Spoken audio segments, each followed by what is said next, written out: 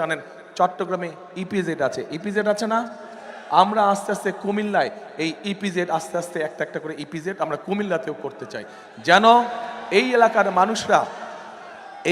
মানুষরা যাতে এই এলাকার ছেলেরা মেয়েরা যাতে এই কর্মসংস্থানের ব্যবস্থা হয়। একই সাথে আমরা এই এলাকার মেয়েরা যেহেতু প্রায় অনেক মেয়ে শিক্ষিত, মেয়েদের জন্য আমরা একটা ব্যবস্থা করতে চাই। অনেক কাজ আছে, অনেক শিল্প কারখানা আছে যেগুলো মেয়েদের কাজ করার উপযুক্ত, নারীদের বোনদের কাজ করার জন্য উপযুক্ত। আমরা সেই ধরনের যাতে মেয়েরাও ছেলেদের পাশাপাশি কাজ করতে পারে, মিল কারখানায় কাজ করতে পারে, সেই রকম মিল ফ্যাক্টরি ইন্ডাস্ট্রি আমরা ধীরে ধীরে ওই ইপিজেডের মধ্যে তৈরি করতে চাই। এই এলাকার বহু মানুষ আছে যারা মধ্যপ্রাচ্যে চাকরি বাকরি করে, আপনাদের আত্মীয় স্বজন বহু আছে না? মধ্যপ্রাচ্যে, সৌদি আরবে, কুয়েতে, কাতারে, বিভিন্ন দেশে, ইউএইতে বিভিন্ন চাকরি বাকরি করে।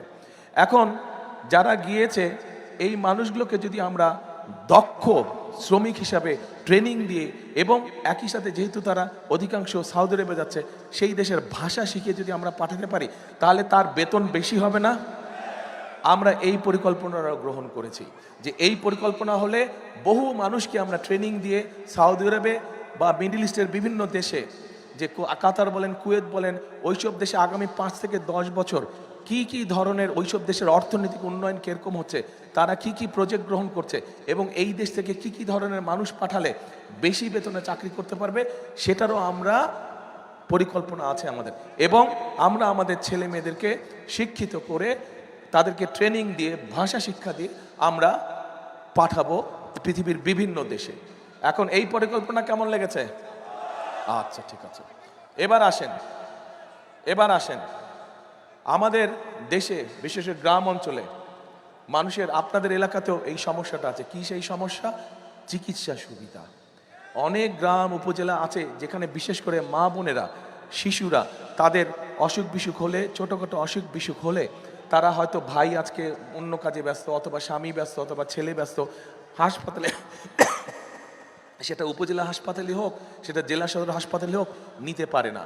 ফলে হয় কি, মাটা বা বোনটা বা নারী বা শিশুটা প্রতিদিন কষ্ট পায়, দুঃখে দুঃখে অসুখ বিসুখের জন্য কষ্ট পায়।